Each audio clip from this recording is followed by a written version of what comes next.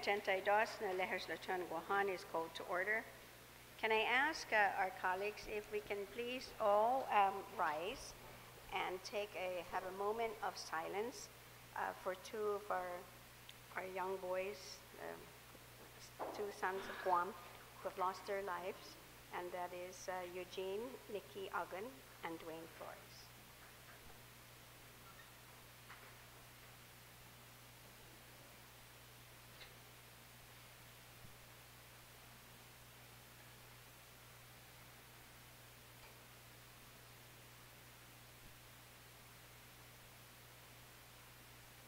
If I may, can I also ask Senator McCready if you can lead us in prayer?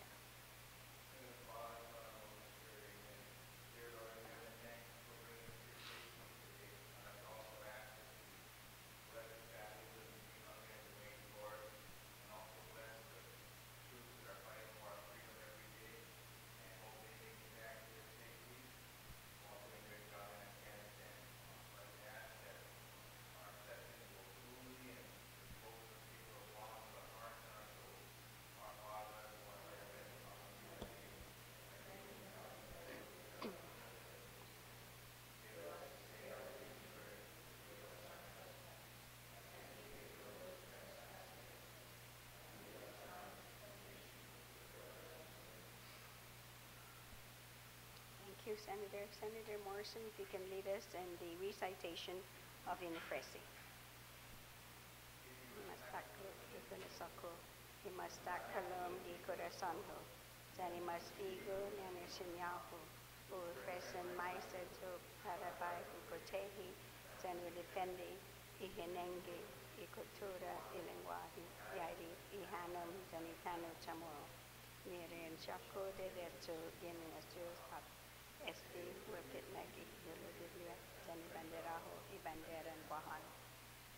And if Senator Rodriguez, you can lead us in the Guam hymn in Chamorro, and Senator Frank Uggan Jr., the singing of the national anthem.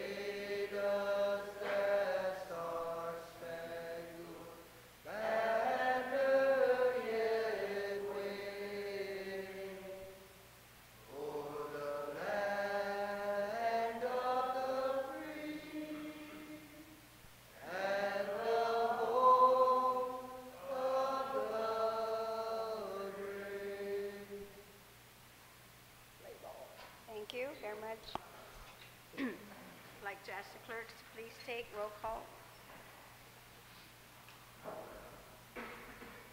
Senator Tom Adda. Senator Tony Adda. Senator Uggan. Vice Speaker Cruz. Senator Duenas. Senator Limtiaco. Senator McCready. Senator Morrison. Senator Munya Barnes. Senator Pangilinan. Senator Respicio. Senator Rodriguez. Senator San Nicolas. Speaker Wampat. Senator Yamashita. Madam Speaker, there is a quorum. Thank you very much. Senator Respicio, on a motion. Thank you very much, Madam Speaker. Madam Speaker, before we start this session, may we all rise and offer a moment of silence in honor of Corporal Dwayne W. Flores and Sergeant Eugene M. Uggan, who recently passed away in Afghanistan. We lost two of our... Thank you. We did in the very beginning, and we also included in the prayer as well. Oh, we did? Okay. But we can rise again. Okay.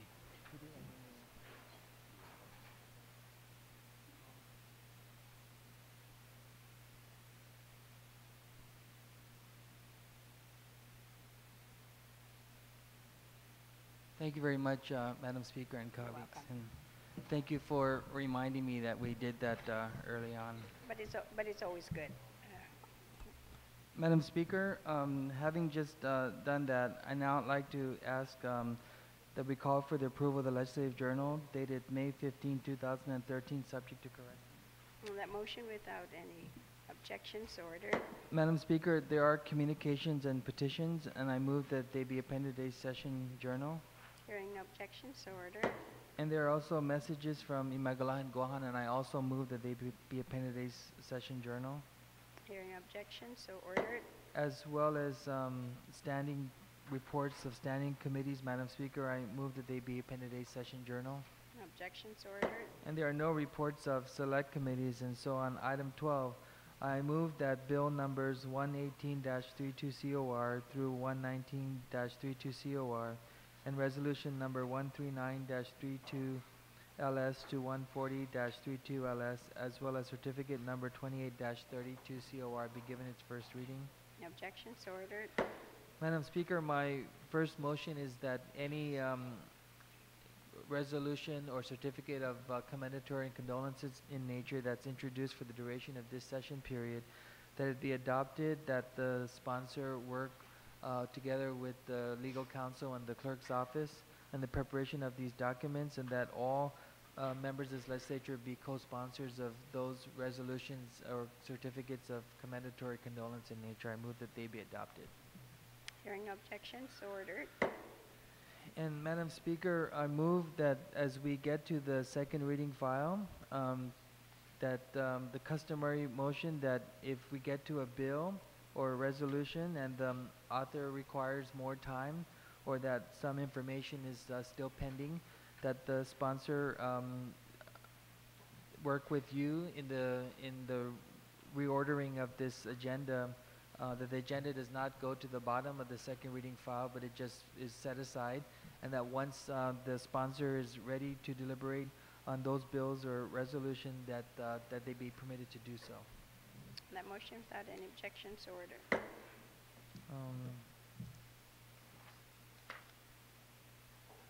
We are in motions.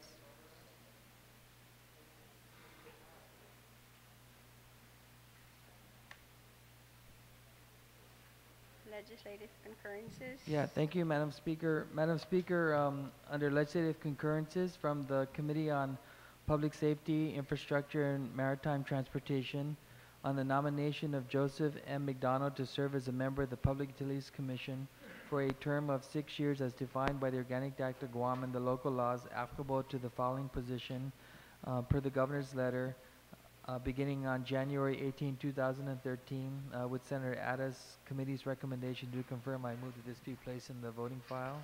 That motion without any objections, so ordered. And from the Committee on Health and Human Services, Health Insurance Reform, Economic Development, and Senior Citizens, on the nomination of Virginia Yashihiro to serve as a member of the Council on Mental Health and Substance Abuse for a term of 3 years as defined by the Organic Act of Guam and the local laws applicable to the following position per the Governor's letter beginning on January 25, 2013, with Senator Dennis Rodriguez's committee's recommendation to do confirm. I move that that also be placed in the voting file. On the motion without any objections, so ordered. And now we can proceed to the second reading file, Madam Speaker.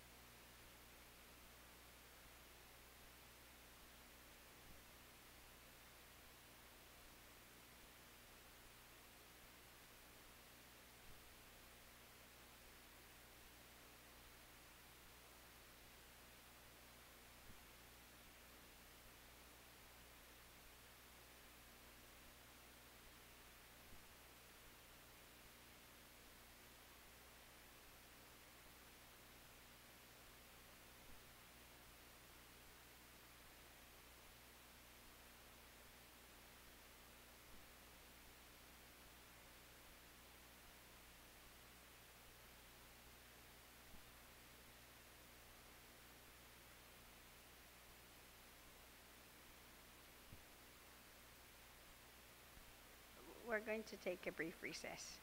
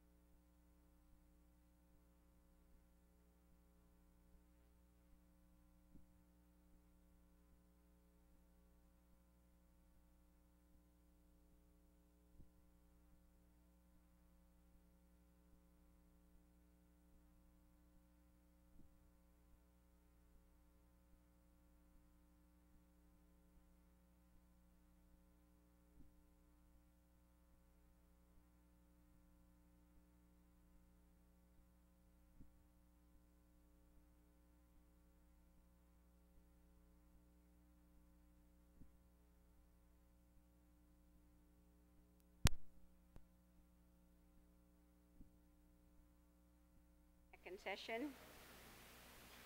We're in the second reading file, and I recognize Senator Rodriguez on Bill number 42-32. Hafaday, good morning, Madam Speaker. Good morning, colleagues. Madam Speaker, I move to place Bill 42-32 on the third reading and be allowed to briefly discuss the legislation. You may proceed, Senator. Thank you, Madam Speaker. Madam Speaker, Bill 42-32 seeks to bring Guam statutes into compliance with federal requirements by establishing a Medicaid or MIP recovery and reimbursement policy from third-party payers. The U.S. Deficit Reduction Act of 2005 mandated every state and territory participating under Title 19 of Social Security Act must comply with changes to the third-party liability policies of the Medicaid program. States and territories not in compliance may be sanctioned. Guam's Medicaid program has been noticed several times for not complying with this requirement, Madam Speaker. This legislation would establish the third-party payer recovery and reimbursement policy and will also clarify which specific entities are considered third parties and health insurers that may be liable for payment, while ensuring the program does not discriminate against individuals based on their eligibility under the Medicaid program. Madam Speaker, this was brought to my attention by the Department of Public Health in seeking this body to move forward with this legislation to ensure that we comply with federal laws so that our Medicaid funding may not be put in jeopardy. And so I ask my colleagues to support this measure. Thank you very much, Madam Speaker. You're welcome. On the motion, is there anyone who would like to speak on it? Senator Frank Ogden, you're recognized.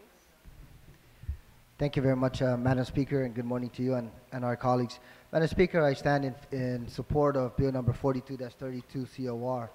This was a few years back, about 2.5 years ago, was certainly an issue that was brought to the attention of the Department of Public Health and Social Services, and I'm glad that the good senator has sponsored this legislation in terms of meeting some of the requirements of the Medicaid program. And the idea and the concept behind this, Madam Speaker, is that yes, there are funds and there are mechanisms in place for eligibility in terms of being able to receive support from Medicaid, but if by any chance the individual or the family members that are eligible has a third-party insurance coverage or a third-party insurer, then the obligation really should be to see if in fact the third party can meet some of those requirements before some of these resources are extended through the Medicaid program. So I stand in full support of this particular measure. Madam Speaker, it's consistent with national policy, and it also would reinforce the Department of Public Health and Social Services efforts towards at least balancing out the financial means, the obligations, and then possibly taking some of the perhaps minor at this time third-party insurance coverage claims, taking some of those resources that would otherwise not be expended on that individual and that family and extend it to others. So I certainly stand in support of this. Thank you very much, Madam Speaker. You're welcome, Senator. Is there any other speakers on the motion? Speaker Pangilinan, you're recognized.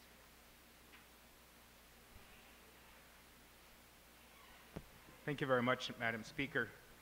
Madam Speaker, I rise in support of the legislation, but still I'm a little concerned, I guess, because I'm not sure I fully understand what we're attempting to do here and what, from some limited knowledge I have with the operation of insurance and co-insurance, what the effect this might have to the people that are purchasing insurance right now, either through health insurance coverage or through automobile and coverage that has an accident policy attached to it.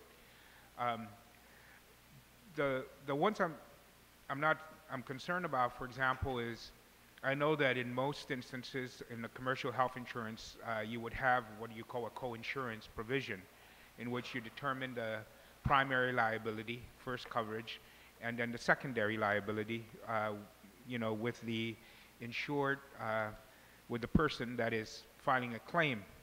And we've done that in the past in terms of excluding some things within the health insurance benefit schedule because, for example, with immunizations and others, they're able to get the cost of those drugs much cheaper through the public health system. So public health would provide free immunizations or other immunizations at a lower cost than you could under your own health insurance. And so we've at times had health insurance companies exclude that coverage. Now that we're shifting that burden to be the primary now is on the commercial side, you may see some underwriting maybe from the commercial insurance companies that may affect the rates. And we don't know at what cost these health insurance companies are now going to be purchasing these drugs for the immunizations and how that would translate into the cost of the premium that they provide. So I'm a little concerned about it. I want to note that that could be a possible effect of this thing. I believe that in my knowledge of co-insurance and the way insurance works, that that's a possibility. Not, I don't know that it'll be a reality, but it certainly is a possibility. And I know commercial insurance companies, that's how they underwrite. What is the cost that they're not occurring now, and now we're saying they will be the primary and public health will bill them first before having provision of that care. The other thing, of course, is, again, on the auto side, now I'm not sure, we're saying that now you can recover costs for treating people for auto accidents, I guess, if I read this correctly. Again, we're going to have to take a look at what the underwriting effects on this would be to automobile insurance rates that it could have. And I'm not even sure, again, it's billing those, it's shifting the liability from primary to secondary. And I think I'm a little, I just want to note that may have an effect. The public health clinics, I know, are, I guess, I thought they were always able to take health insurance clients, and they have. So I'm not sure how or the need to say now that they will bill these health insurance companies first. I thought that would always be, that they would always be primary if you had and you were going for regular health care. If it's, for regular doctor's visit and so forth, if you had health insurance, public health, I know, was accepting private clients, those with private health insurance, and from my understanding, they were billing those and collecting from those. So I'm not sure the effect that this would have on that arrangement. I would think that it would be the same as usual. So in effect, it is for those things, if I understand correctly, that may not be covered at this time, that now will have to be covered by the private health insurance, which may mean, again, some adjustments in the cost of that private health insurance, whether it be through regular health insurance or whether it be provision of medical services for automobile accident victims who decide to go to public health to do that and things like that. So I think that we need to do and continue to provide opportunities for providing services and allowing the government to reimburse its costs, but are we just shifting that cost from one pocket to the other? And I'm concerned that and want to be assured that public health will, bill this, collect it, and that we don't come to a point where, we're providing the service, billing it, and not collecting it. So I think it's very important that public health has that capacity to do so. But it is on these other services that have been traditionally provided by the public health system in this community as well as other communities, because, for example, you get the federal grants, you get free drugs basically to provide immunization through the public health system. And if these are not available in the private sector, and now we're saying you have to pay for that when you go to public health, it may result in that cost being passed on to the health insurance company and ultimately, of course, the subscriber. So those are the issues I'm concerned about, but certainly see the need for ensuring that when public health provides a service, that they bill for it. But I thought that those arrangements are outlined now under what we would call co-insurance arrangements between public health and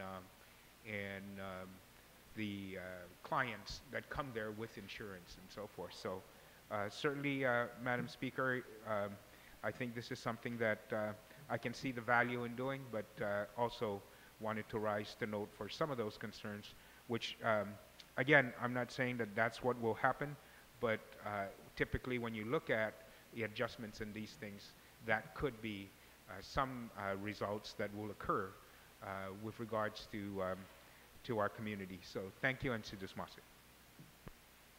You're welcome. Senator Tom Atta on the motion. Thank you, Madam Speaker. I just have an inquiry, if the author would yield. On page 5, Senator Rodriguez, there'll be a question for you, so I just want to make sure you're listening. Okay, Senator, you may continue. on page 5, line 5, subparagraph B there, it reads, a covered beneficiary may not be required to pay an additional amount to Department of Public Health for health care services by reason of this action. I'm not quite sure I understand what that sentence is saying. So maybe if the author could clarify that particular sentence. Senator Rodriguez, do you yield to the question?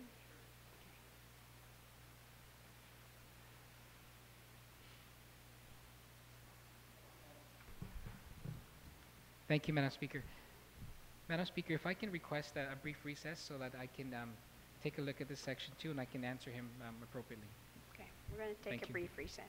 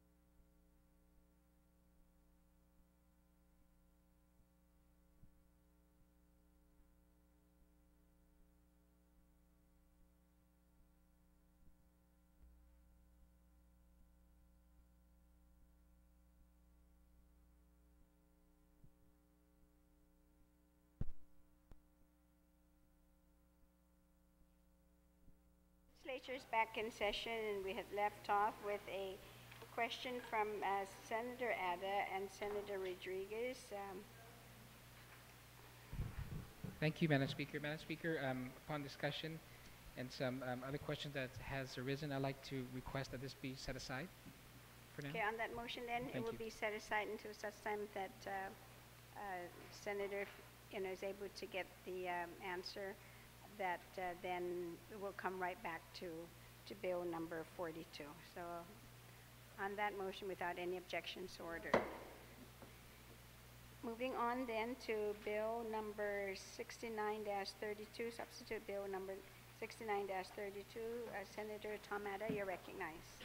Thank you, Madam Speaker. I move that Bill 69-32 COR as substituted by the Committee on General Governmental Operations and Cultural Affairs be moved to third reading, and I'd like to discuss it. You may proceed, Senator. Thank you very much, Madam Speaker. Madam Speaker, Bill 69-32 seeks to standardize really the requirements for scrutiny of lease agreements or licenses of public lands and public facilities, so that we put some kind of a standard in place. For example, right now, you'll find in the Enabling Act of the Guam Memorial Hospital and the Port Authority of Guam, in their Enabling Act, it allows the Board of Directors to enter into lease agreements or licenses to use certain facilities up to a period of 5 years on the authority of that board.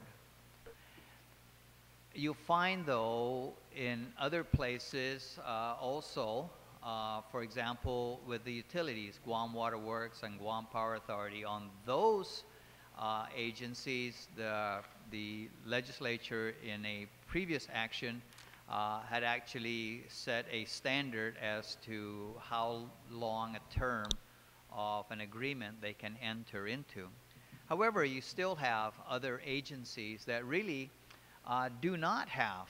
So they can enter into a 30, 40-year agreement and on their own authority without any kind of public scrutiny, any kind of a check and balance from the legislature. A good example, of course, is the airport. And in the airport's enabling authority, it allows them to enter into exclusive contracts up to 5 years, but anything beyond that, of course, requires that they'll have to come down to the legislature. Well, the way they've gotten around that is they use this term exclusive contracts. So let's take, for example, the contract for the concession that's ongoing right now. When the question was raised as to the authority that they have to enter into this long-term agreement, they cited this section of the law that they don't have to, because the exclusivity to, let's say, sell Gucci purses is only for a 5-year period, and after that anybody else can come in and sell the same products. Well, the fact of the matter is that whoever wins this contract is going to be able to lease the entire 25,000 square feet of retail space that is available for the next 10 years. But after that, there will be no retail space available for anyone else to come in and set up shop. And so that example prompted the introduction of Bill 69. Now, during the public hearing, of course, at the time, the acting director for GIDA came down and said that this would certainly put a chill on investments, especially if, again, taking, for example, the concession contract up at the airport, where the winning bidder will have to put down a minimum of $6 million to make renovations to the retail space that's available, and will be given a 10-year period to amortize that investment. And of course, that's understandable. If a bidder who wants to use public lands or public facilities needs to put down a large sum of money in order to make the business plan viable, then of course it's only reasonable that you provide that particular lessee then adequate time to be able to recoup their investment.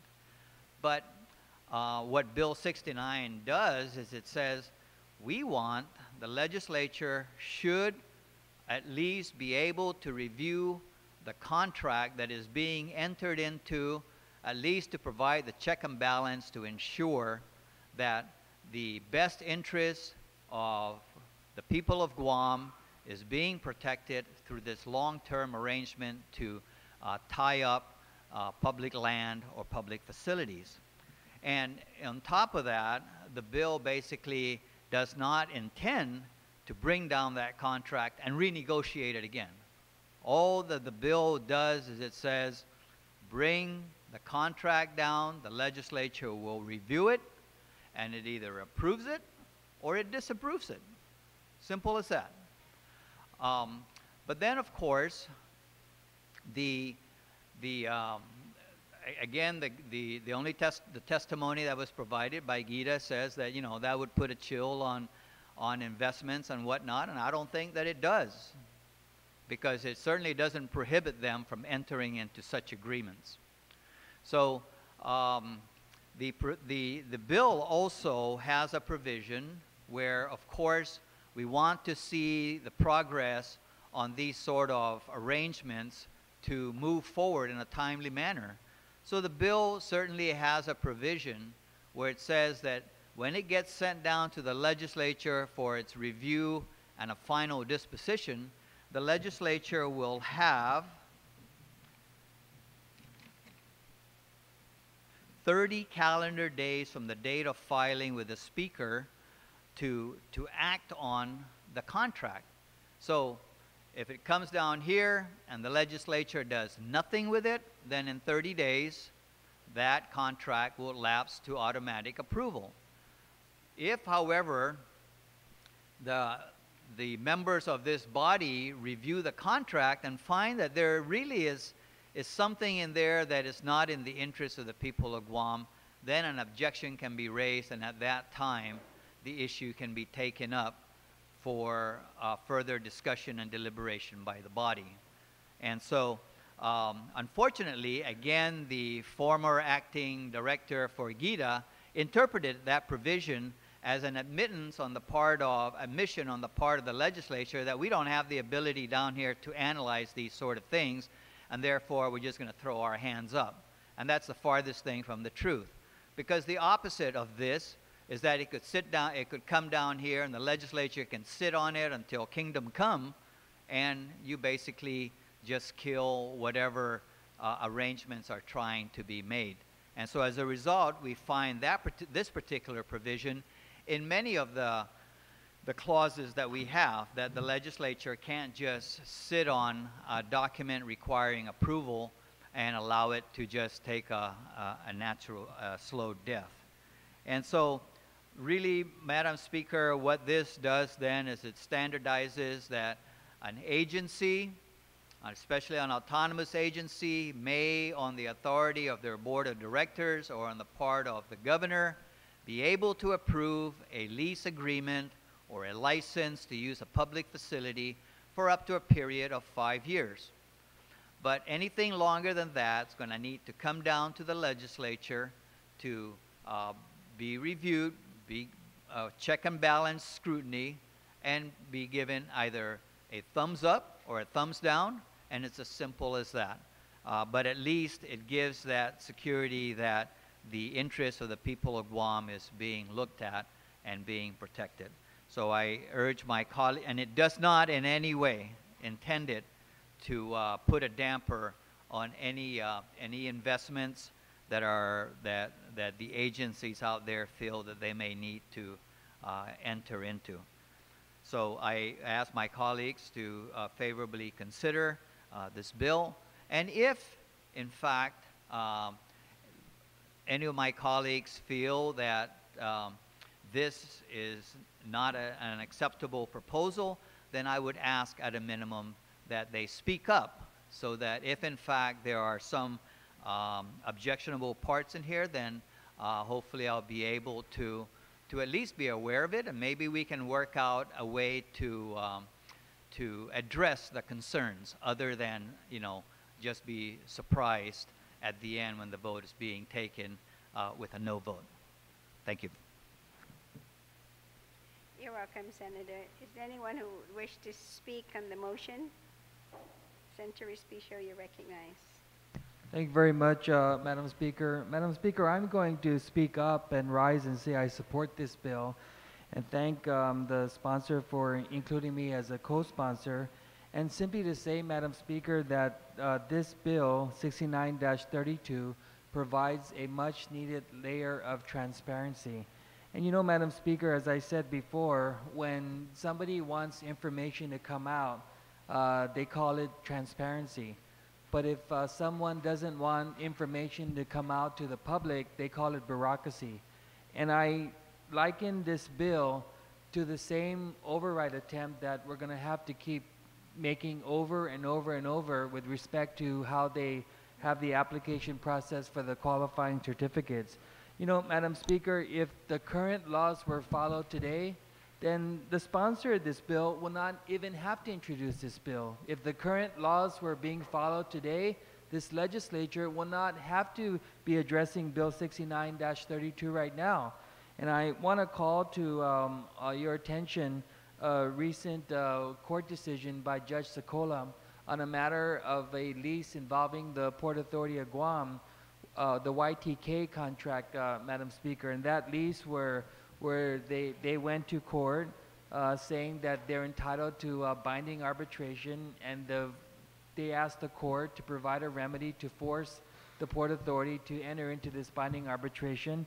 And Judge Socola rightfully ruled, Madam Speaker, that because that particular lease was not subject to the legislative approval, which was 5 years, which the current statute provides, that the YTK as a company is not entitled to a binding arbitration. And so I'm hoping what that decision also means is that particular lease is dead, Madam Speaker, and I'm still waiting for confirmation as to whether or not, because the judge said that the binding arbitration is not permissible in this case because the legislature didn't approve that lease, which was longer than 5 years.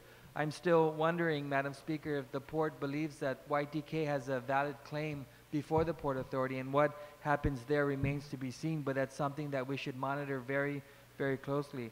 But what I like about this bill, Madam Speaker, is that it's reasonable. It's reasonable in its presentation, where it says if the lease is submitted to the legislature and the legislature does not take any action within 30 calendar days from the date of filing with the Speaker, then that commercial contract, lease, permit, or license shall be deemed approved by Guam Legislature in Guam. And I think this is a recognition of how we say we want to be a part of this economic development for the island. We want to stand by things that make sense economically in terms of how they provide for these leases of real property and related public facilities.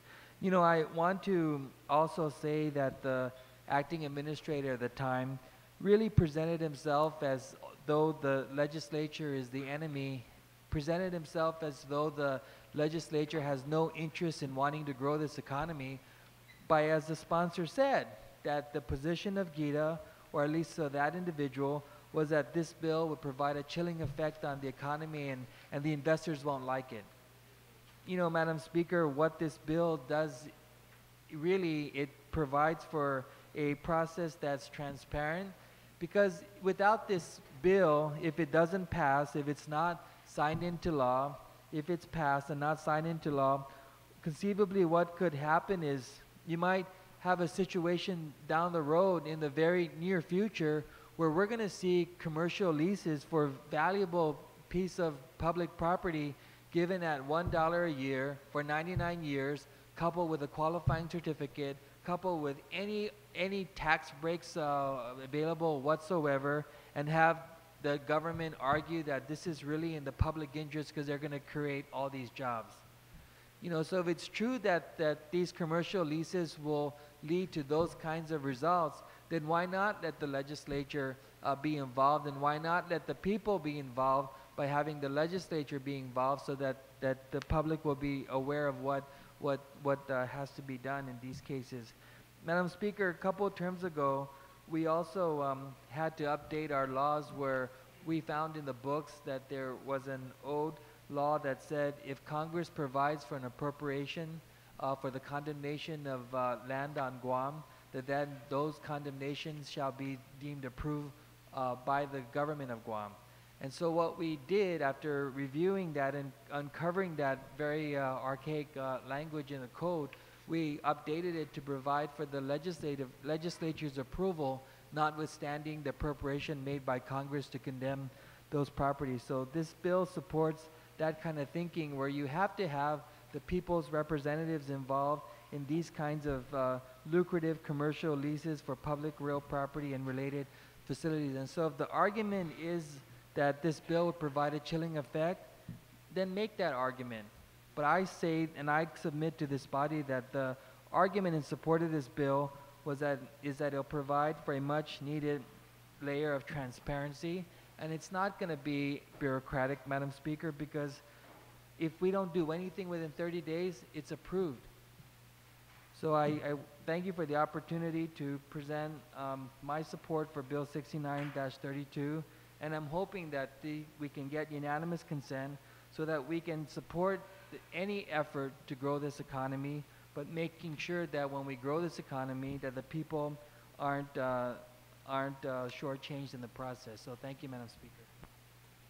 You're welcome, Senator. On the motion, Senator Nicholas, you're recognized. Thank you, Madam Speaker. You know, I listened very carefully to both sides and put a lot of thought into it. And for me, what it comes down to is a real question of whether or not this legislature is a problem when it comes to planning for the future of this island. Because if we are a problem, then we should be excluded. If we are a problem and we're getting in the way of things and the legislature's bad and we have to do everything we can to try and dismantle this body and all the other talking points that we've heard from various other sources over time, then yeah, you know, we shouldn't be involved at all. But I take a very different opinion, Madam Speaker. I believe that we need to make sure that the policies and the laws of this island are aligned with how we want this island to develop. I believe that it's very, very important that we're matching the investments that we're making into our public services with the investments that are being made with our public lands so that we're able to facilitate the accomplishment of the overall goal of serving our island and our people. I believe that the members of this body, past, present, and future, will always be held accountable by the people, and we will always do our very best to take the interests of all stakeholders into consideration when we deliberate matters that are going to affect us for the long term. So I rise in support of Bill 69 because I believe that the legislature is not the problem, but rather very much a part of the solution.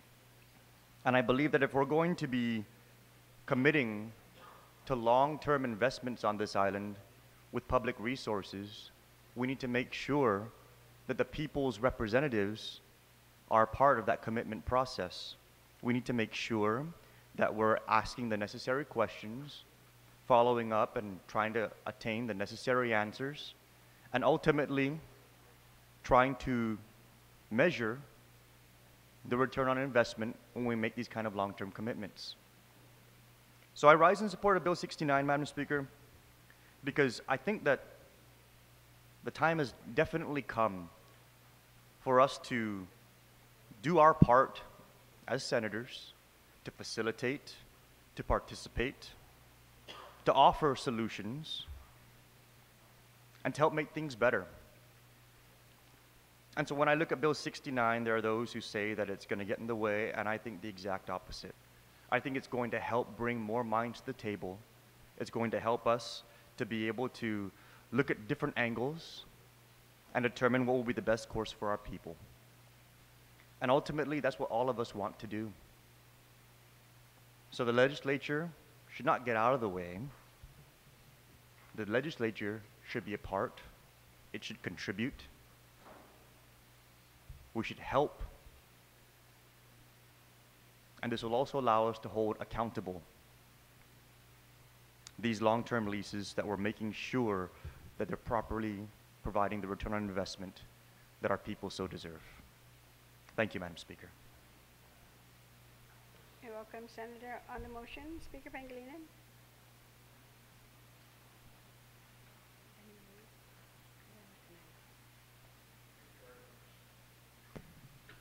So just must say, Madam Speaker, and thank you very much for recognizing me to stand in support of this bill.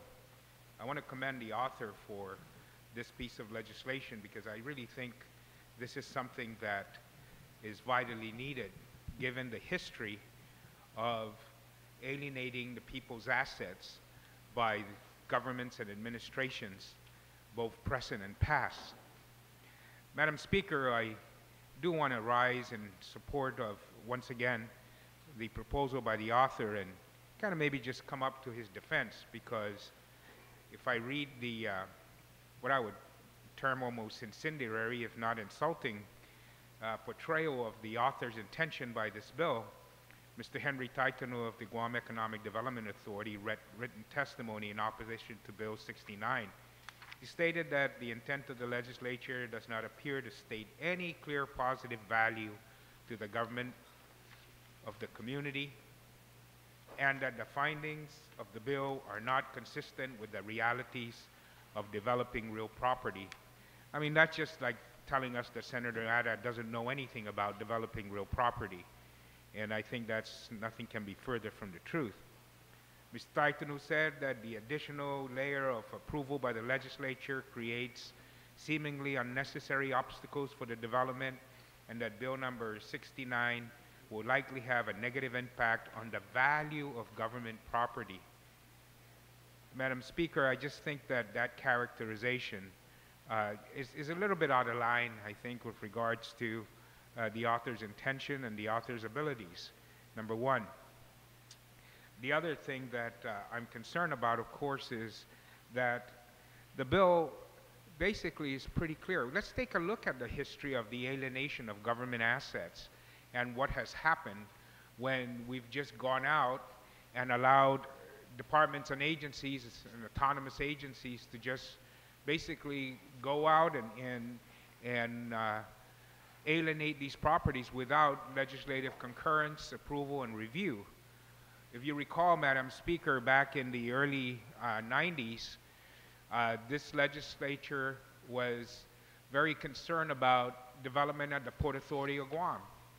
And at that time, the Port Authority of Guam went out and decided that it was going to alienate government property without legislative review, and it allowed a company to come in and grab a hold of precious acres for industrial development at the Port Authority of Guam. And of course, it was set out with all these promises that we're going to make millions of dollars of investments, we're going to fix up the infrastructure for the port, we're going to spur economic development. And what happened, Madam Speaker, in that instance? The property was held on by these developers for over 10 years with no action, and this body couldn't, supposedly was not able to do anything at all because it was all over and done with. And so all of a sudden, we have this property that sits there idle that is devalued now for the people of Guam because it's held by a private developer and he doesn't want to do anything with it. And the provisions of the lease didn't allow us to break that lease. That's the type of decisions that have been made in the past by autonomous agencies with regards to these leases. And then what happened later? What happened is, then we got a local developer who came in and he bought out the interests of the off-island developer and held the property for another 15, 20 years. Again, no development whatsoever. And all they were trying to do, Madam Speaker, as we know today, was speculate on their lease. They got in there, had a nice sweet song, had a nice sweet plan, that they were able to sell the board of directors on, and they were given this property. And what did they try to do? They tried to go out and flip it. They tried to sell it to somebody else. And when that didn't happen, they sold it to a local developer, and the local developer tried to sell it to somebody else. And they almost did this last time. And so finally we got that property back in the government's hands, because I think the lease expired without any single development at all happening on that lease. That's the type of history we have when you have no other review process than people who are working hand in glove with each other for their own interests and not the interests of the people. And that is why it is so critical that we have this legislative review process. And it hasn't devalued the property, it's increased the value of the property, Madam Speaker, because now you have a different set of review process that occurs here. You have 15 different mines. And in the past we had 25, even when we had 21 different mines, because the instance I was talking to you about, there were 21 senators at that time. And they were still able to get away with it, because it didn't come down here. But that's what's occurred, Madam Speaker. That's just one example of the alienation of government property that has not benefited the people of Guam and has devalued and has not brought any economic development because of special interests, Madam Speaker. And how do you get rid of that? You just open up the process. It's as simple as that. Open it up, provide more scrutiny, provide greater analysis, more minds to make the decision. And if it's a good project, it will. Because why? Because we have another project. We had another project in which the Port Authority went out, decided to lease out a piece of property for the development of an additional cement supplier in Guam, knew that they needed at this time, by this time they knew that they couldn't enter into 20-year leases. Actually, it's the developer, I think, that said to the port, you know, we're just not comfortable proceeding doing this thing without really getting the legislative approval, because our review of the process says that we can't go with a 20-year lease, that you're limited to 5 years. The port, I think, if we had let them alone, if the developer wasn't as conscious in terms of securing his rights and his ability to develop that property unencumbered and unhindered, he would have, if he was speculating, he would have said, all right, just give it to me and I'll do it. Instead, he says, no, I have a real development that's concrete, funded with partners, and I want to do it right. And so at their insistence almost, they brought it down to this legislature, and this legislature reviewed that lease, worked with the Port Authority itself and the developer, and ensured that the terms and conditions on the lease were consistent with public law and public interest, most importantly. And even then, this legislature, realizing the amount of the investment that that developer was going to put into the project, knew that perhaps he needed a little bit longer time to work with him to allow him to recoup his investments and make profit over the years, extended the initial term of the lease from 20 to 30. So how is this legislature has no idea of the realities of real estate development? How is this legislature saying we are devaluing government property by having an approval process come to us, when the empirical evidence says to the contrary? And so this body looked at it and said, we're willing to work with you a little more. We're willing to give you an additional 10 years because of the amount of the investment that you're risking by putting it in place. And so we will then do this on behalf of economic development to benefit our people, to inject competition for the supply of cement in our community, and hopefully, with that competition, drive the cost of cement down, drive the cost of construction, and spur some additional economic development in terms of building construction on Guam by lowering the price of cement, which is almost 30% of the cost of construction. All of these things were considered by this legislative body, articulated by this legislative body, thought about by this legislative body within the realities of economic development in our community. Not that we don't know anything about it. So I'm not sure what Mr. Titan was referring to. Maybe he's only referring to Senator Ada, I don't know. But that is what this body did, and that's why I'm pointing it out, Madam Speaker, Because we are in tune. We are concerned. Some of us have skills in here. We have added new people to this legislative body that are in the private sector that understands those realities. And why shouldn't we use the benefit of their knowledge and their abilities when we're considering alienating public assets for 15, 20, 30, 40 years? Why shouldn't the people of Guam get the benefit of the expertise of the people they put in here in the review of this process? Why leave it to those that have interests associated with these projects? Bring it down, Madam Speaker. And that's what I say. It's even more alarming, Madam Speaker, when those that tell us we don't know what we're doing, and we try to explain to them, I ask them, are we reading the same bill? Because the bill says you have 5-year limits for short-term leases, and if you want to do a project that requires greater than 5 years, you make a determination for what project do you want that will occur on this government land. And when you do that, because you know the realities of economic development, I would hope you would say, hey, this project requires 20 years or 30 years, and you would go and get an exemption. You would go and get a determination that because the ultimate and best and highest use of this government asset is going to require a development within these parameters, and that the financial conditions of an investment of this size requires that you recoup your investment, that you're not able to recoup your investment over 5 years, that it must be 20 or 30, and that this is the term that we want to put out this RFP on a request for proposal. The other thing, Madam Speaker, of why I think this is so important is because that's what you get, Madam Speaker, with this 5-year limitation, and then they're able to add 5-year extensions and go beyond the 5 years, is that when you say you put out an RFP and you don't say how long that land is available for, then you get these speculators and these fly-by-night guys who come in and will give you a good proposal for 5 years and then come back and ask for modifications. And you have to negotiate with them because it's an RFP and not a bid. And then they get to change the terms and conditions when you're negotiating. And I have seen that happen, Madam Speaker. I have seen people come in with one proposal under an RFP process because it's subjective. The RFP process is subjective.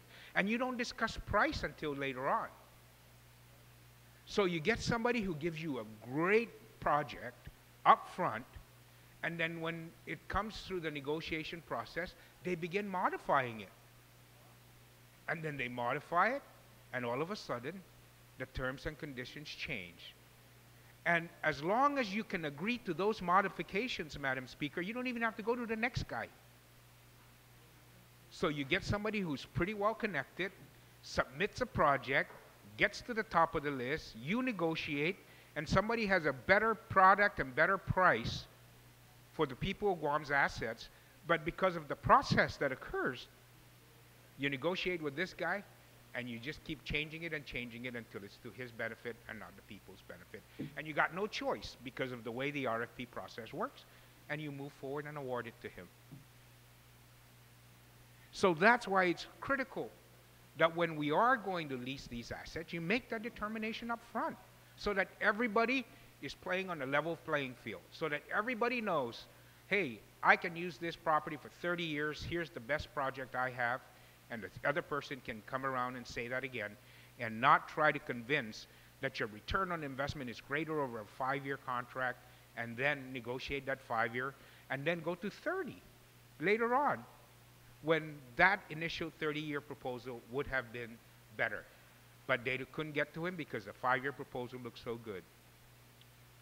So those are the things, Madam Speaker, that I have seen occur over the years that have caused me to say that something like this is vitally critical, needed, and beneficial to protecting the people's Guam assets without hindering economic development, without discounting the realities of real estate property development and without having no review by the people's representatives of those members of this body.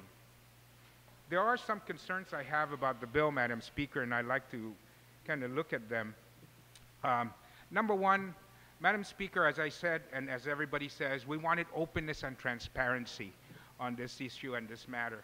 And I am concerned of the provision in Section 2 that basically I think would hinder the transparency that we're all seeking. And I am concerned about this default to approval, Madam Speaker. I really am concerned because what can happen, Madam Speaker, is that the contract or the project or the lease can come down here and it can get stuck in committee. It can, for whatever one reason or the other, just linger in this legislative body. It can slip through the cracks and fall through the cracks, Madam Speaker. And we've seen it happen with things because of the volume of information that this legislature gets. And so you could get it so that it comes here and for whatever reason the legislature doesn't act on it and we don't have a review process and we don't have deliberation on the matter and we don't have transparency on the matter. So I really am concerned, Madam Speaker, of this default to approval, and I would really would you know, just make an amendment, Madam Speaker, that, you know, that it shall be, if the legislature takes no action, I would make an amendment, Madam Speaker, to change that to 60 calendar days, and that it shall be deemed disapproved, and that during this time that the legislature shall consider the matter in public hearings of the proposal submitted by the entity. And again, it's just to get public input on this. I really think it is essential that as we all strive for transparency and greater accountability to the people for the handling of their assets, that we got to act on it. We can't approve it by not acting on it. And so, Madam Speaker, that would be the first amendment that I'm asking the body to consider, that it be changed from 30 to 60 days, and that it be deemed disapproved rather than approved. On the amendment on page 3, line 3, from 30 calendar days to 60, and line 5, rather than approved to disapproved. On the amendment, Senator Nicholas. Thank you, Madam Speaker. I see where the retiring speaker is coming from in terms of wanting to make sure that the process involves the legislature, and I can appreciate that.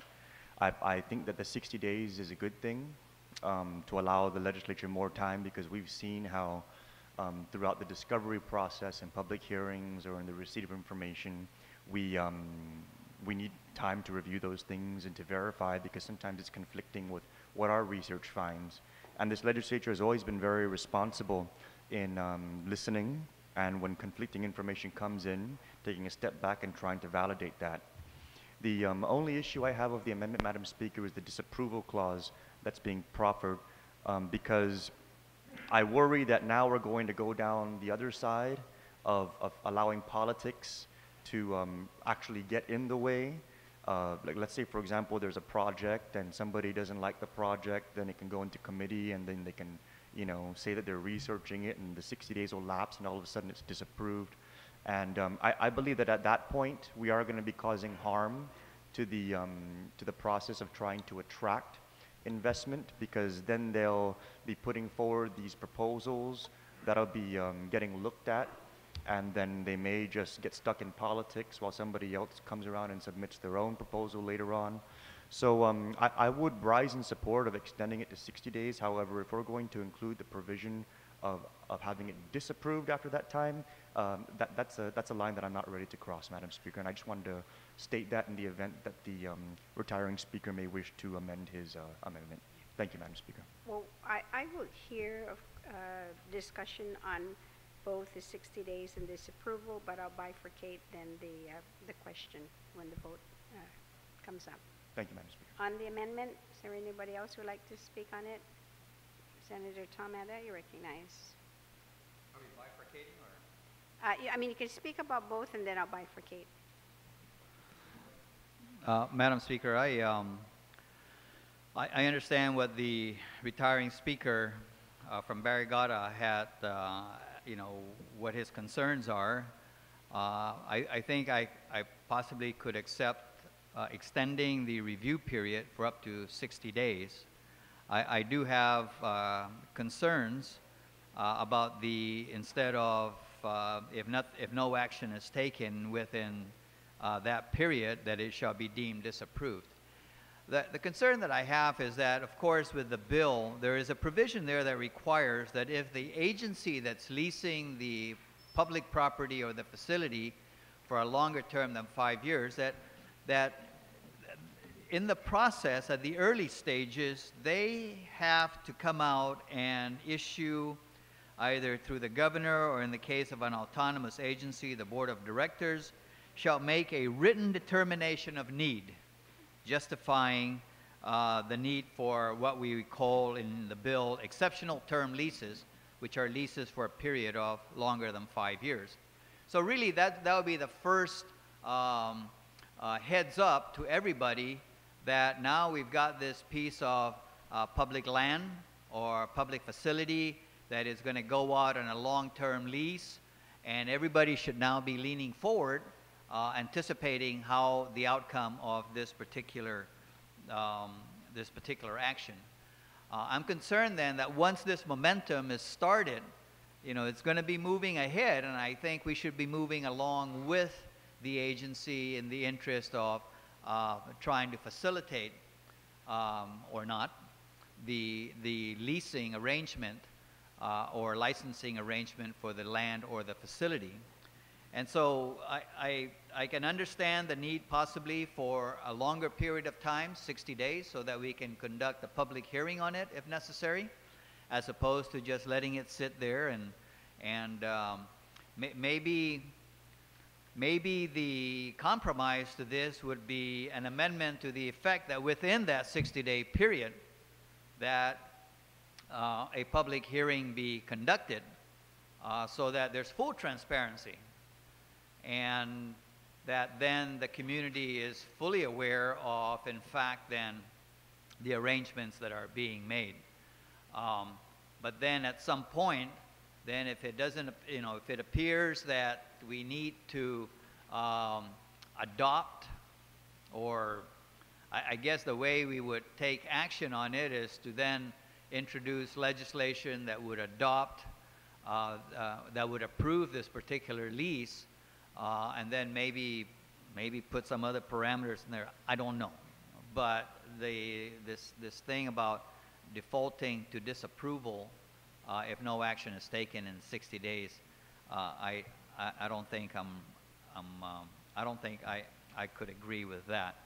So I would agree to the 60 days versus the 30 days of review, but would certainly object to the defaulting to disapproval versus being deemed approved. Mr. Vice Speaker, do you wish to speak? Thank you very much, Madam Speaker.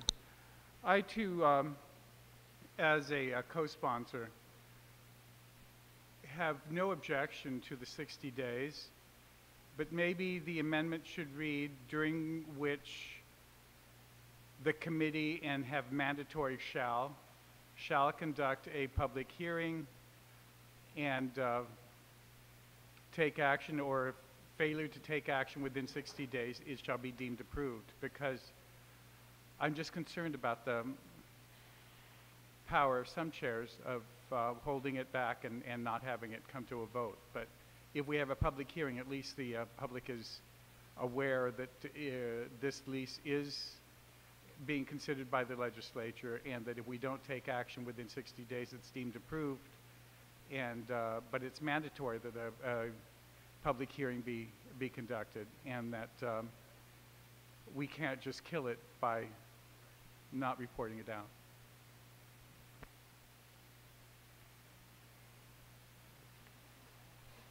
I see where the discussion is going, and I think that we really need to just address then the first amendment, which is the 30 to 60, and then I will give anyone else an opportunity later on to speak on the on line 5, approval or disapproval or entertainment of another to amend the amendment. So is there anyone else who would like to speak on the 30 to 60 calendar days? Yes. Anybody else? Senator Toniada, you're recognized. Thank you, Madam Speaker. Madam Speaker, I have concerns about the 60-day amendment. And I feel that just as any individual, when they go and apply for a bank loan, there's certain time frames that they need.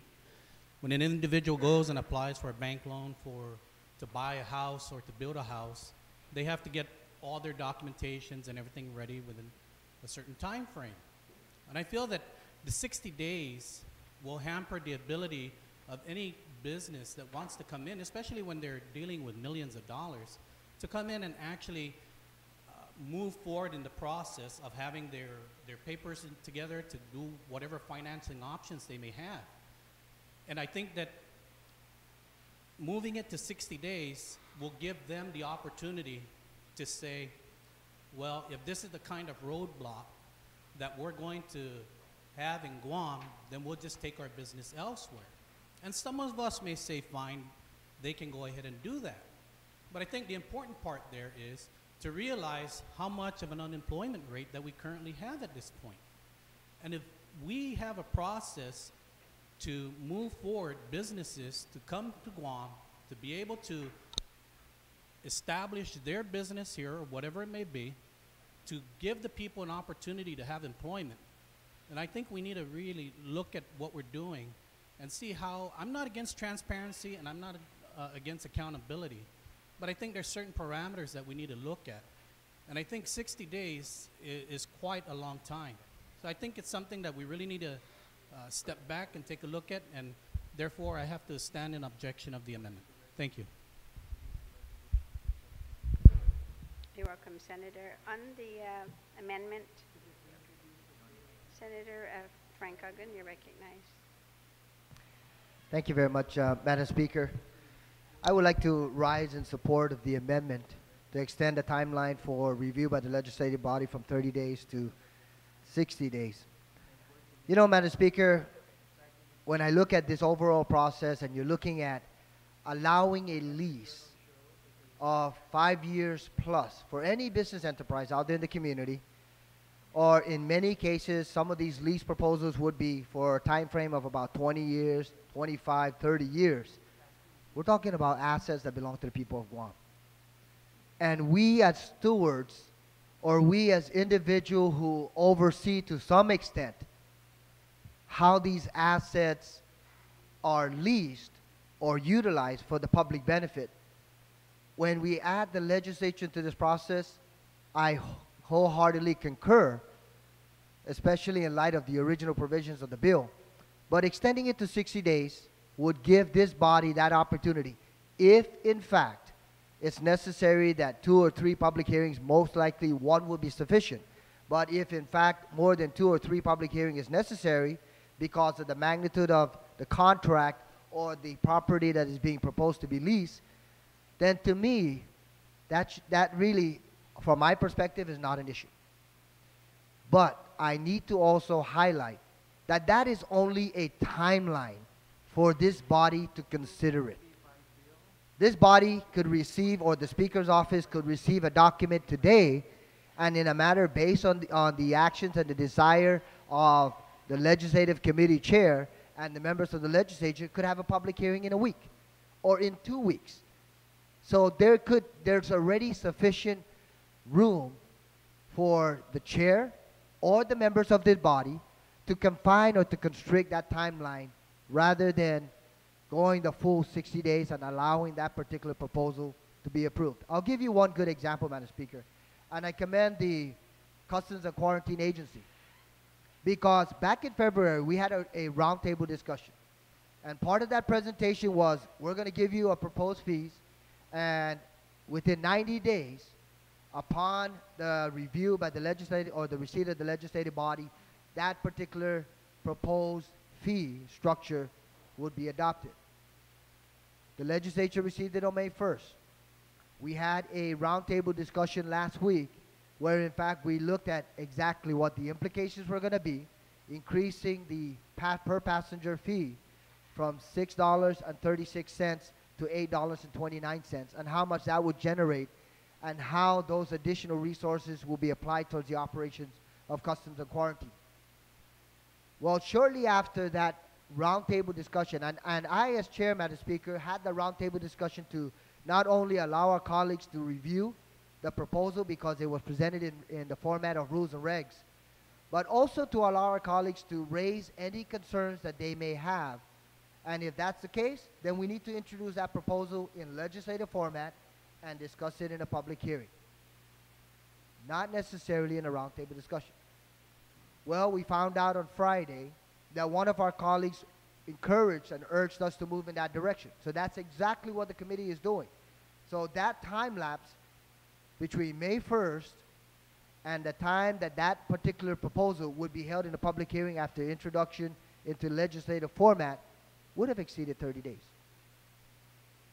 But is it necessary to go through the additional review? Because one, if not two of our colleagues in this legislative body asked that we consider it in a legislative format, that request will be honored. And that would be beyond the 30-day timeline that the original proposal has. And that is to ensure that the proposed fee structure, which would have direct implications on all of the passengers that are coming into our island, whether they be tourists or whether they be returning residents, that everyone understands when these fee structures are going to be adopted or implemented, how it's going to have an impact on the general fund.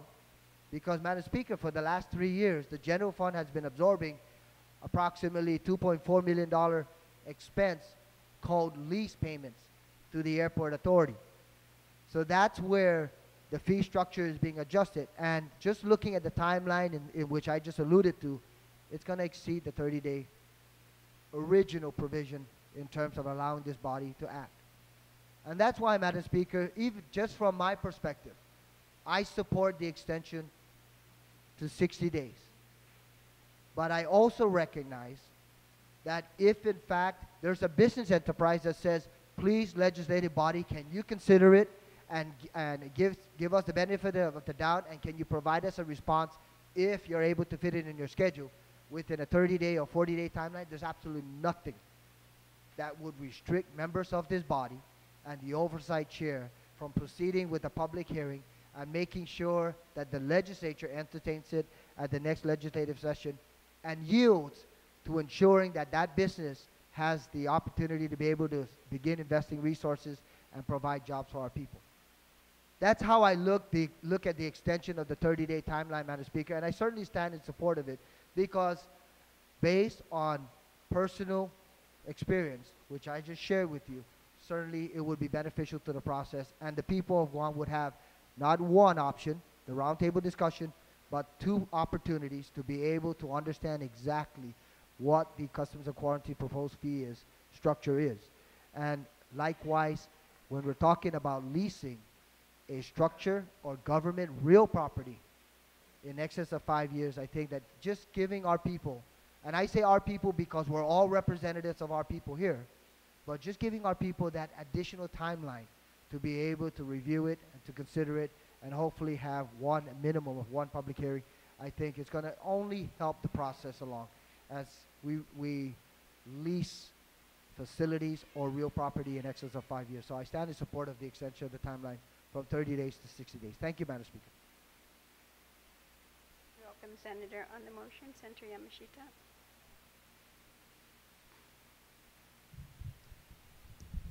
Thank you very much, Madam Speaker, for allowing me an opportunity to speak. Madam Speaker, I object to the 60-day extension.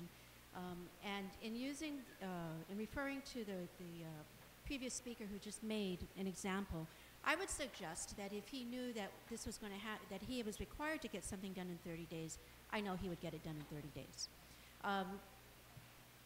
What happens in 30 days, what happens in 60 days, there's just a lot of time.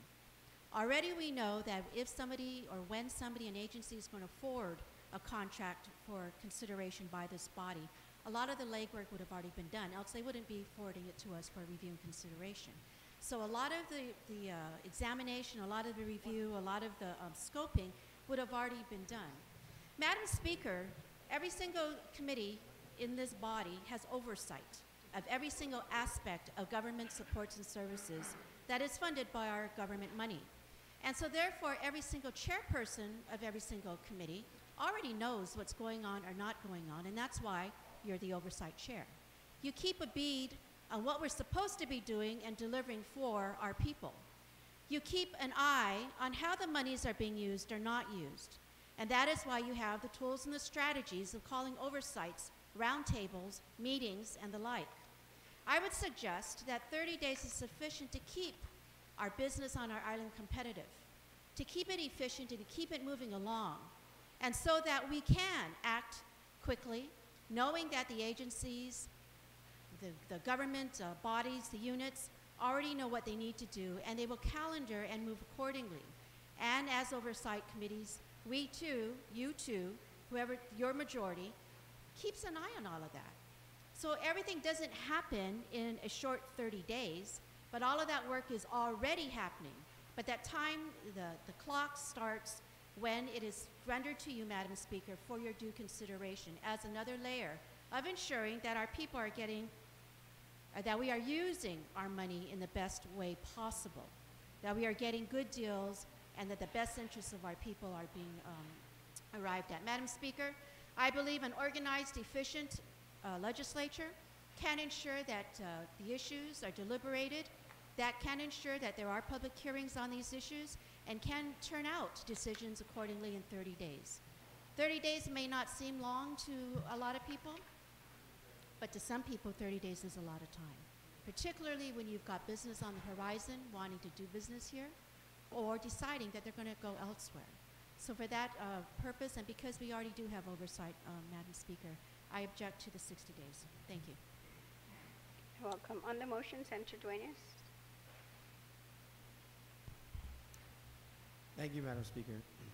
Madam Speaker, I rise to support the objection to this proposed amendment. Madam Speaker, I know at times it's convenient and easy to say that a process, or sometimes the perceived lack of a process, to oversee the assets of this government and the potential investment moving forward is protecting the people, and I agree with that. Madam Speaker, when individual businesses, companies and individuals decide to invest millions of dollars of their hard-earned money as well, I'm sure, and especially with working with the professionals at GITA, I'm talking about the staff, that these issues have been vetted prior to even moving forward and taking into consideration whether or not they will park their millions of dollars, create jobs, and help our island prosper and move our economy forward. Madam Speaker, I hear one of the good senators from Talafofo say the legislature's bad when they're not doing this or that, or not doing what they're supposed to do. The bottom line is we're supposed to do our job. And our job as a full-time body engaged with what we're supposed to be doing is to be able to see through these things within a timely manner, especially when it could deter business opportunities and investment on our island, which is starving for that right now. As we sit and wait for the military buildup, as we try to shore up our tourism industry and the record numbers that are coming in, and build additional industries to support our island and our families. You know, Madam Speaker, we don't even have to go too far back to last Friday when we formulated the agenda for this session. 2 of the 12 measures to be considered had committee reports. We're going to get that done. We'll see that through before those bills hit the floor and before we vote. I personally have had a bill that's been heard for over 3 months. No committee report. Mr. Speaker, you know, if we want to and have to act with haste, we have no problem. I'm not only disturbed by the amendment and the 60 days, but I'm very disturbed on the thought or the notion that this body would say that's deemed unapproved. Talk about being an impediment, stifling any particular potential economic development. I understand review. I want to be part of that review. And I do want to sit down and have some inkling as to what's going on, especially since that's been the mantra and consistently with this legislature, to approve all final issues when it comes to land issues. But to the detriment of supporting and furthering an economic engine where the tax dollars come from, private sector investment, it's really hard for me to swallow. And it's really hard for me to swallow when time and time again I see if there's an agenda, something can just sit and rot. But if there's another agenda, lightning speed.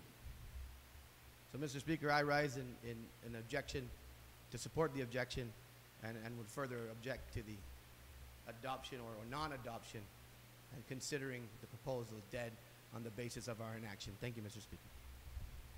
On the amendment, Madam Speaker. Thank you very much, Mr. Speaker. Mr. Speaker,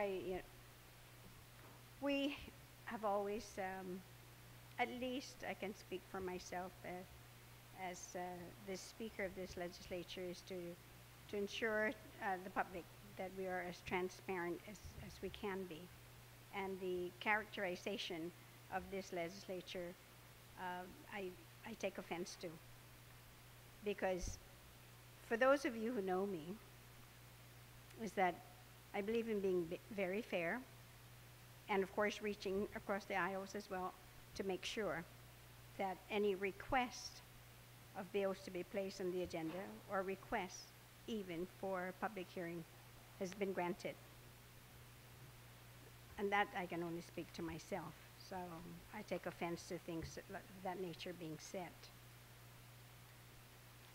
This whole process that we're talking about of 30 days or 60 days is very different from any other process when we require departments and agencies to follow the AAA process, which means, of course, that there will be public hearings. In this case, however, there's absolutely none. It means then that they would go ahead, make all the agreements that they may want, depending, of course, if this is a project in which the governor would like or dislike. You can see advantages or disadvantages to this process. But to not have any public hearing, then I think is an injustice to the people of Guam. And for it to come without any input from either the public or even from this body is also not being transparent and is an injustice to the people. Now, I decided, as you know, Mr. Vice Speaker, is to just bifurcate this because we wanted to just talk about the days. And there were faxes, of course, and not faxes, I'm sorry, texting that were coming in to talk about how this process could help and how it could not help.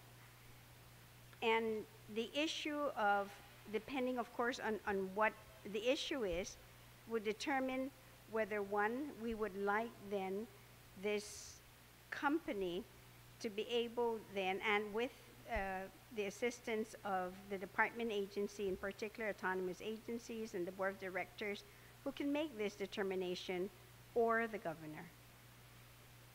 So, so let's take an example then that right now we know the governor has submitted, of course, and made a statement that he's taken this position that we need a lot of low-income homes. And if we're using government properties to be used to build those homes, then the need for this to, the determination of need can be justified, and the process can even go, quicker. But let's say it's another type of a lease that may be controversial, that there could be family members who were the original landowners, but now the government has decided that they want to lease it out to another company. And some of these families may not even know about that, because everything is being negotiated just with the contractor and the agency.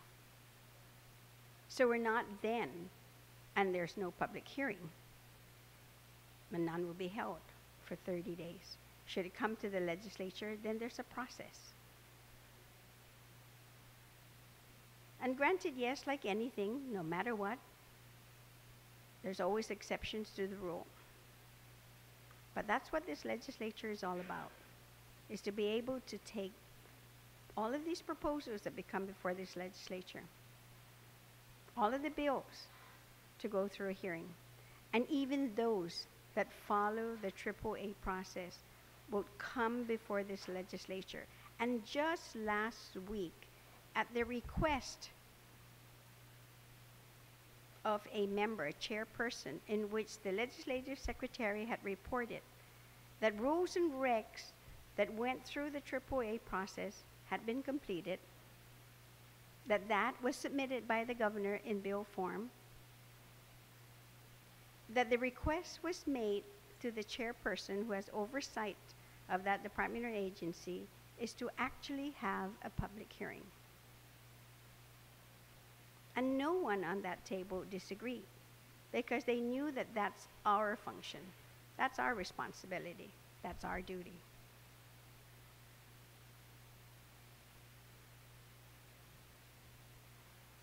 So to say then that, and granted again that, there are timelines that people would like to meet, but then the most important thing, I think, is the transparency that we'll be able then to provide the people of Guam.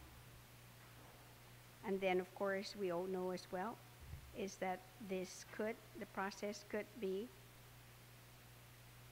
you could speed the process by just working very closely, of course, with, the chairperson, working with the agency, and that's what we do. We work with the departments and agencies, we have oversight. And as a matter of fact, I think this is something very different that we do as a legislature here that sometimes bothers me, because we are a separate branch. And some of us, instead, as chairpersons of oversight of those departments and agencies, become the protectors of that department and agency, rather than having the oversight to be able to make sure that they really are fulfilling their missions, their goals, and their objectives. But since I've been in this legislature, I've seen that. So to say then that we want to delay a process, I think is false. Because if anything else, we have departments and we have chairpersons here, and I've seen it since the 23rd Guam Legislature, who are very protective and want to see the process go quickly as possible and not to stifle their progress. So I rise in support of the increase of the calendar days from 30 to 60 days. Thank you very much, Mr. Speaker. Thank you very much, Madam Speaker. Any other senator wish to be heard on the amendment? If not, I'll invite the maker of the amendment to close. Thank you very much, Mr. Speaker. Mr. Speaker, I want to rise at a couple of things, of course. I want to address the issue of the amendment, but first I want to address one of my colleagues who had mentioned that he had a bill that had a hearing 3 months ago and there's no committee report. He's absolutely correct. But if you recall, Mr. Speaker, at that public hearing, that bill was so bad that we had a room full of people that said, hey, you can't pass this bill as is. The Attorney General came and said, hey, you can't pass this bill as is.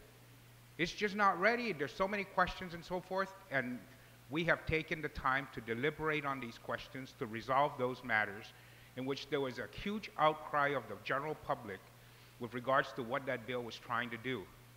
And until such time that the committee does its work and its due diligence and is satisfied, it will continue to work on that thing, and we will issue it when we've resolved those questions that have been presented to the committee by the public, the Attorney General, and members of this community. On the matter, Mr. Speaker, of the bill itself and the amendment, Mr. Speaker, when you look at the process here, we're saying, oh, the administration is so efficient that they've resolved all the matters before it comes down here. Ask yourself, how many roundtables that we have on contracts for services for our families, for nonprofits giving services so critical to our children that haven't been signed because the administration is not efficient, has not vetted everything out. The Attorney General has returned the work. That's the reality of the situation we're facing. And we're saying we're so Mr. Speaker, just think, if I may just remind some people of history, because some are not privy to that history. When we had the incinerator contract come down before the governor for signature, and we had the GITA board and the professional staff there come and explain to us how did this thing get signed, which obligated this government would have for it not be the challenge that I brought upon that contract, that had the Supreme Court rule that the contract is invalid 3 or 4 times, that we would have been obligated to pay millions and millions and millions of dollars for disposing of our solid waste in an incinerator at a tune of 256,000 tons a day when we only are generating 100. And we would have had to pay for 260 even though we were only using 100. But that was vetted by the professional staff. That was read by the board of directors. And when we asked them actually for the board of directors that came before this body for a subsequent public hearing on their confirmation, and we asked them, did you read that contract? No. That's the vetting. That's the process. We cannot assume. It is our duty to do that work, not the others. How long will it take us to vet the background of people who make proposals? And we're going to leave ourselves now to be blackmailed. This determination of need doesn't have to be afterwards. The governor tomorrow or the agencies tomorrow can say, hey, I have this piece of property.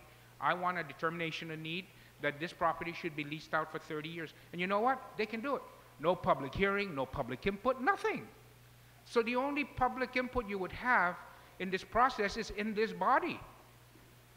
Should we be leasing property for 10, 20, 30 years and leave it to their sole discretion to do so? Maybe we should make it that the determination of need for that property shall be issued prior to entering and soliciting an RFP and entering into a contract. But it's a done deal by the time it gets to this body according to this process. This process is contrary to existing law, contrary to our land use laws. This is an exception. It's contrary to procurement law. It's an exception. That's why we need the time and the additional scrutiny. And that's why I think I'll talk about the issue of default to disapproval instead. Because this is so far outside the realm of how we're supposed to do things.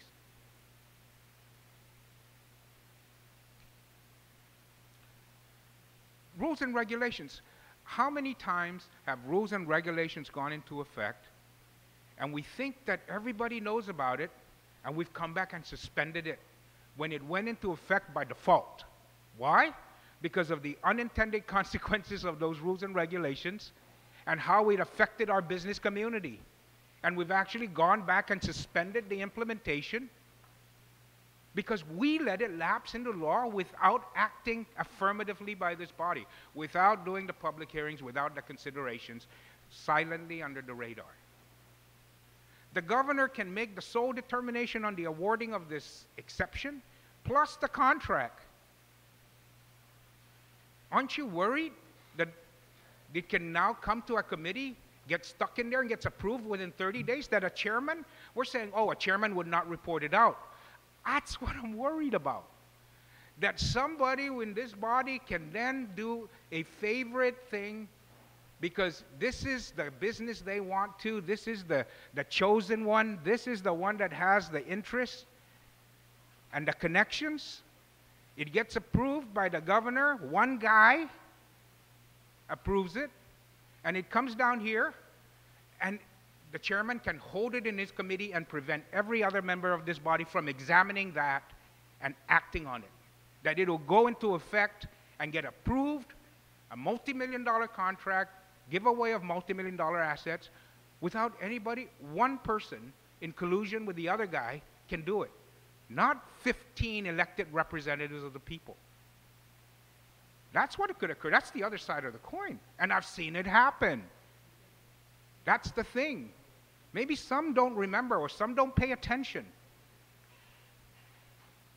There are many members of this body. We have, because of the challenges to the process, emergency procurement for one single entity, year after year after year almost now, until the guy who won the bid decided I can't afford this any longer, and he sold out.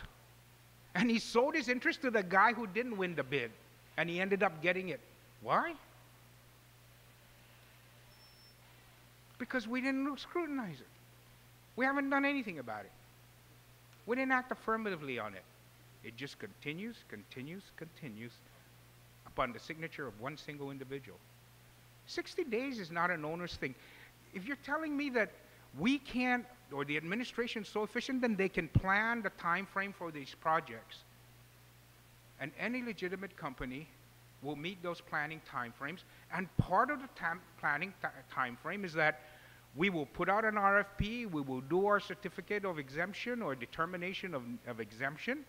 We will put out a bid, it'll take us 30 days, it'll take you 60 days at the legislature. Put that all up front so that the person putting together a proposal will know he has to do and count on it being here for review by this body for a period of 60 days. Maybe shorter, as everybody said. There's always the opportunity to do so. And we have done that in the past. We have acted expeditiously. But I tell you, those are the times that I remember when we've had to rescind them. When we raised the real estate property taxes, we rescinded them. When we didn't change the mill rate, we rescinded it. These are the things that this body has done when we've let things go into default. And this is the thing that this body has done and has had to do and retract. And it's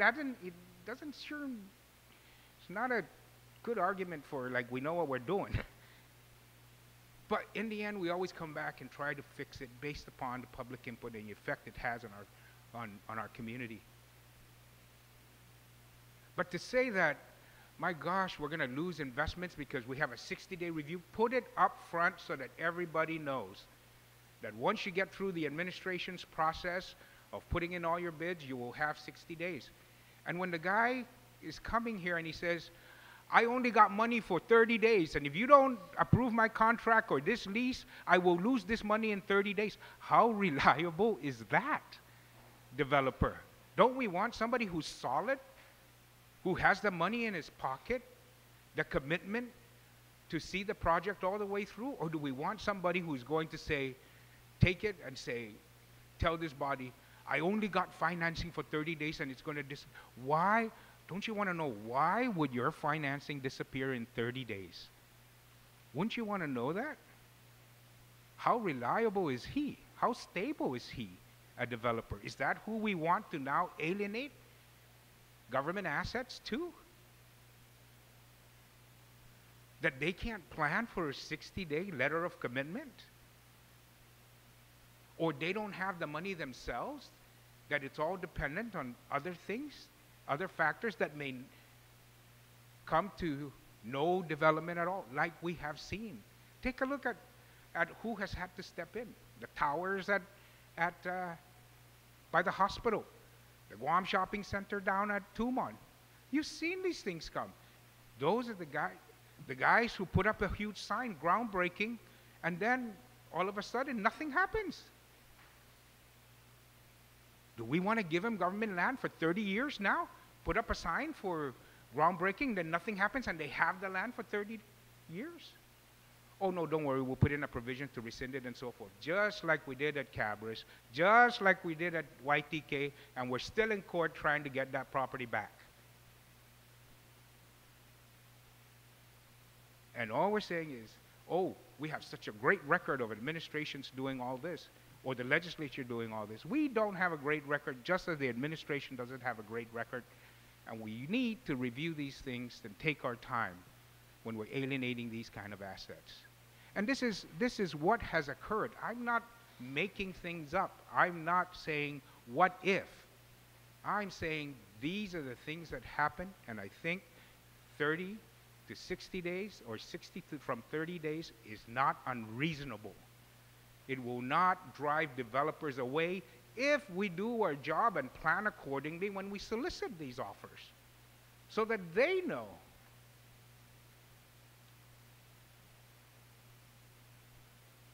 We're going to hold ourselves and say we've got to do their jobs. Of course we will. But Madam Speaker, once again, the certificate of exemption, the board can make that, no public hearing. How do we know? Maybe the board should hold a public hearing on a determination of an exemption. Does the public want this piece of property leased out for 40 years instead of 5? Is that the best and highest use of the property? We get unsolicited emails from some of our favorite developers on Guam that tell us of things we're doing.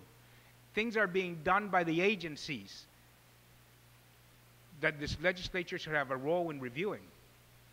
Ask yourselves, aren't you getting those emails? I certainly am. I read them all. Because why? Because there's a developer out there who's saying, look at what's happening in the agencies. Look at what they're doing. We're concerned about off-island developers coming in here, and we got local developers that are saying you're killing us because of what you're allowing the agencies to do. Here I am paying my 4% GRT, paying my real estate taxes, and these agencies are taking these developers and giving them the government land and not having them pay any of that. And the legislature, we can't do anything about it. Bond covenants, FAA requirements, federal highway requirements, and they did it all. If we still had control over things, we could mitigate some of that. But we've given it all away to these departments and agencies, and now they are using it to hurt our local developers and local businesses. That's what I'm hearing out there from our people, from our local businesses, and they're concerned about that, and they want us to take a more active process in the review of these decisions that are being made by the departments and agencies in the exploitation of government assets on behalf of the people of Guam. And I think an additional 30 days to give him a chance to tell us, hey, is this a good deal? Because I trust his opinion. Madam Speaker, we only get one thing to come down here. We don't get to see all the other proposals when it comes down here for this final lease and final contract. So how do we know we got the best deal? Because we trust the departments and agencies? Well, as my good colleagues on the other side, you know, to your hero, Ronnie Reagan, trust but verify. And to my hero and my mentor, suspicion's a virtue. And when it comes to the development and the exploitation and the alienation of the people's assets, I abide by good old Ronnie's rule, trust but verify. And if it takes 60 days to verify, then it takes 60 days to verify. And are we getting the best deal? And are we getting the best deal forwarded to us? I'll be suspicious, and it'll be a virtue in this case. Because how do I know what other proposal is there? How do I know? It's not open.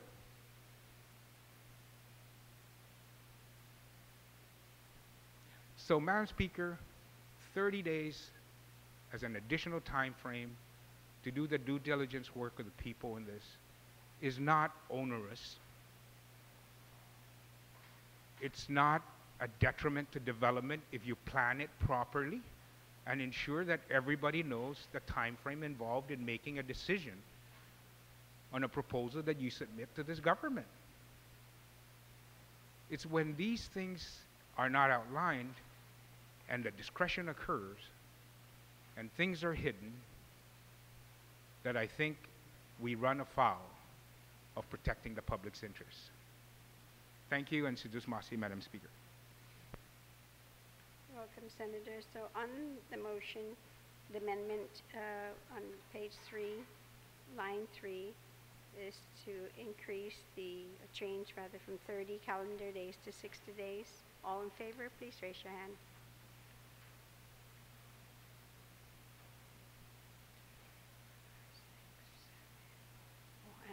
I'm 8. I'm sorry. The amendment passes. On the second, which is Speaker Pangilinan, I know that you've made that amendment from approved to disapproved, and there was some discussion, so I'm going to open the discussion on this as well,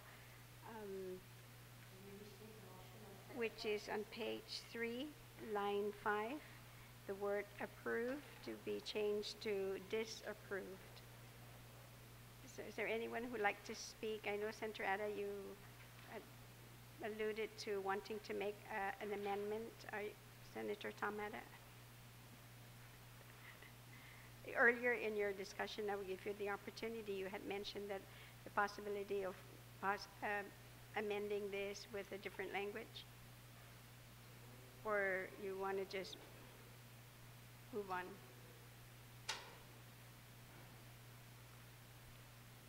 Point of information, Madam Speaker? Yes. Are we going to then amend the amendment before having discussion on the bifurcated amendment? No, I've bifurcated it already. That's where we're doing now the I know, so second separately. are we speaking on the second half of the bifurcated amendment, or are we Yes. going to amend the amendment first? No, the second part, which is the Okay, I'd like to speak approved on to that. disapproved. But yes, I have your name down for that, but I'm going back to Senator Addis. When he first spoke, and Senator San Nicolas, I know that they had. Could I maybe have, because I do have an amendment that I want to make, but I'd like to hear what the other. Okay, all right. So I will get back to you then. So, Senator, do you want to? Madam Speaker, I will withdraw that amendment of the, no, never mind. I'm sorry. I'm out of order. Oh. Okay, so Senator San Nicolas, I know that you had started to, okay, so Senator Dueñas. Madam Speaker, as the latitude was given earlier on the amendment, I must take that same privilege. The good retiring speaker from Barrigada says that on the 3 months hearing on the bill, because it's a bad bill, or was overwhelmingly objected to, I would respectfully submit that special interest certainly overwhelmingly objected to it. But since then, and the good speaker is aware and the committee is aware, there has been a unanimous resolution put out by the Mayor's Council that has supported this issue and supported the bill. And there has been many attempts by our committee, our office itself, to assist the committee. So I would respectfully put forward like that for you to those now information that's move been put out. to exactly the Yeah, there was a lot of subject latitude matter. given in the last presentation I of the other understand, amendment, and I've Madam allowed Speaker, you so to do I just took the that, privilege so of then using please that get back latitude to as well. Thank you, Madam Speaker. Once again, I rise in objection to this amendment for the many reasons that I stated. even in my objection to the 60 days review. Madam Speaker, once again, you know, we here in this body have public hearings and had public hearings on so many boards, to include the GITA board, where we asked all kinds of questions, did committee reports, thankfully, doing our job, and eventually came into this hall and confirmed those individuals. I guess when it comes to, once again, supporting the spirit and intent of the legislation, however, all the work that we've entrusted professional employees at GITA and other agencies, just like the Department of Land Management with its Land Review Committee, putting out to every fiduciary responsibility agency to come forward and provide their comment. I mean, sometimes when I'm on this floor and I hear this discussion, Madam Speaker, I wonder if there's an executive branch government employees out there doing their job. Because to me, I trust them. I trust the work they do. I trust the fact that they vetted this stuff. Trust but verify, yes. Verify now within 30 days. But you have to have the trust before you verify. And I do trust them. And I trust that when I threw that vote out there for that board member, that they're doing their job. And if I didn't, I would call that oversight and pull that person in and say, you're not representing what you represented when I voted for you, or when you testified coming down here accepting the appointment of the governor. So once again, Madam Speaker, I would say very emphatically that this legislative review process, while the intent is wonderful and totally understandable. As a matter of fact, when I was the Director of Land Management, I remember getting a number of letters from the chairman on meetings that I had with individuals, and always responded. And you know who responded to those letters 90% of the time? When I put my signature on that, was the staff. Those government employees who were in charge with the responsibility of carrying out the mission and mandates of boards as well as their agency. And until otherwise proven, I do trust them. I wonder sometimes, I remember many members that are currently in this body, while the dismantling of the former 2 to 3 projects that were alluded to, where was the oversight? Where was the outrage? Where was the move to change it and say, you no longer, we're going to introduce legislation that's going to undo your ability to do what you said you were going to do in the beginning because you're not following through on your responsibility.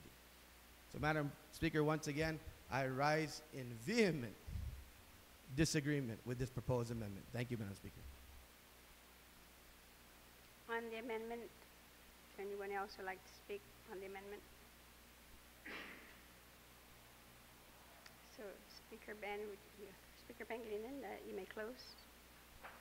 Thank you very much, Madam Speaker. Madam Speaker, I have no problem with the work that's done by the professional staff of the Government of Guam employees in the departments and agencies. It is when it rises above that that really things start going wrong.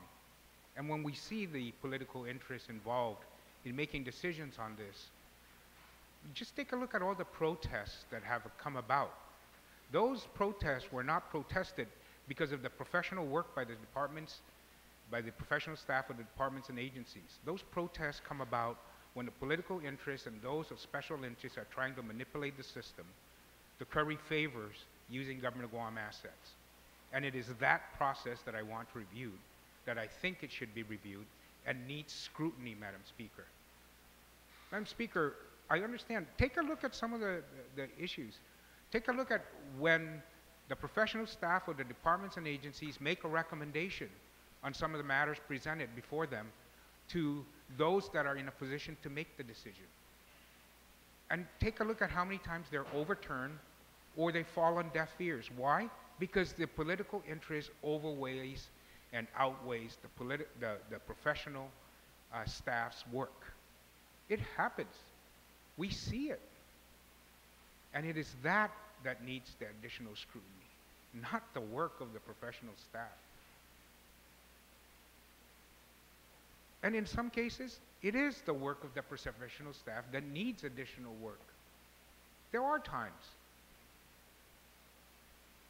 And we see it because contracts don't get done in time, solicitations are done correctly, which then requires our providers of services and to those most in need in our community, that they have to scrounge around to provide the resources to continue their operating, serving the obligation of the government of Guam that they provide through those professional contracts. We have people that are asking us, you know, we've had many of these providers of that go through the contract process, which this process has to go through as well.